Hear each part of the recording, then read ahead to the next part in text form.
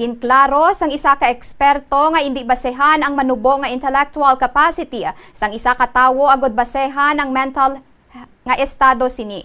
Sa interview sang Bombo Radio kay Dr. Maria Rebecca Cunlo Gregorios, Medical Officer for sang City Health Office, ginpahayag sini nga bisan sino ang mahimo nga makaangkon kag mag-suffer sang mental health issue o kon mental illness. Dugang pa sini, hindi lang ang mga tawo nga may mga problema sa kabuhi ang apektado, kundi pati man ang may maayo nga trabaho, pamilya kag pangabuhi. Gani panawagan sini nga hatagan gid sang pagtatap kag pagintindi ang mental health bilang kabahin sang kabugusan nga panglawason sang isa ka tawo. Nababaling ila bali nga intellect, no? But the fact is, bali, anyone bali can be affected, bali. Sa ginatawag natin niya mental illness, bali. Wala siya nag-base, bali, sa level of intelligence. Wala man siya nag-base, bali, sa social class, bali, or income sa isa ka tao, bali.